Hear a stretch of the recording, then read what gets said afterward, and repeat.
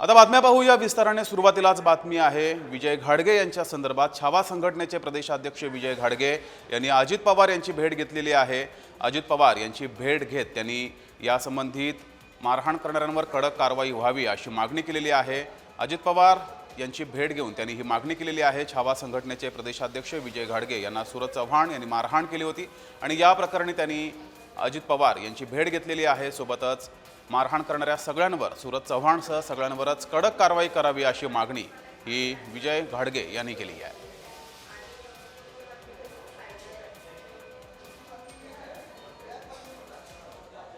मी अजित दादांकडे आलोच तेवढ्यासाठी की मला का मारले, हे आमचं काय चुकलं हे सांगा। कृषी मंत्र्याच्या विरोधात निवेदन दिलं, कृषी मंत्र्याला पदावून काढा म्हणणं आमचं चुकतंय का शेतकऱ्यांच्या पोरांचं?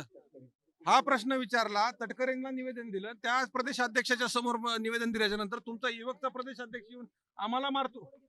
त्यावेळेस दादांनी अतिशय संवेदनशील भाषेत आम्हाला सांगितलं की हे प्रकार घडल्याने तो चुकीचा आहे, त्याला मी तात्काळ पक्षातून काढून टाकले आणि दुसरंही सांगितलंय की इथून पुढे त्या व्यक्तीला त्या पक्षामध्ये मी स्थान देणार नाही।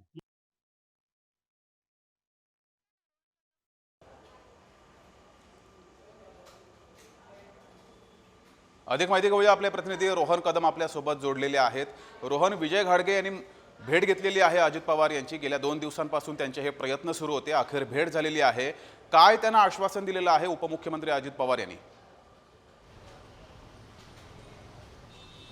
जगदीश, सगळ्यात महत्त्वाचं आश्वासन हे आहे की मंगळवारीपर्यंत कृषी मंत्री माणिकराव कोकाटेंबाबतचा निर्णय जो आहे तो आम्ही घेणार आहे। मुख्यतः मागणी निवेदनामध्ये हीच होती त्यांच्या की जे आहे कृषी मंत्री माणिकराव कोकाटे यांचा राजीनामा, त्यांची हकालपट्टी जी आहे ती मंत्रिमंडळातून करावी आणि ते सकारात्मकदृष्ट्या अजित पवारांनी घेतलं आहे असं मत जे आहे ते घाडगेंनी माध्यमांसमोर दिलेलं पाहायला मिळतंय। तुमच्या मनामध्ये जे आहे तेच होईल अशा प्रकारचं मत घाडगेंसमोर जे आहे ते अजित पवारांनी मांडलेलं आहे। त्यामुळे कदाचित मंगळवारपर्यंत राजीनामा जो आहे तो माणिकराव कोकाटेंचा घेतला जाऊ शकतो। ही सगळ्यात मोठी शक्यता जी आहे ती या भेटीच्या दरम्यान झालेली पाहायला मिळते।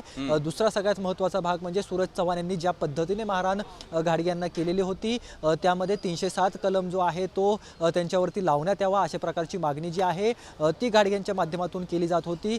तसेच जे SP होते लातूरचे त्यांच्याकडून देखील या सगळ्यामध्ये दिरंगाई करण्यात आली। त्यांनी देखील सूरज चव्हाणला पाठीशी घालण्याचा प्रयत्न केला असा आरोप जो आहे तो घाडगेंनी केलेला होता। तर त्यावेळी लगेचच अजित पवारांनी तिथल्या SPंना फोन लावून असे प्रकार खपवून घेतले जाणार नाहीत हे सांगितलं।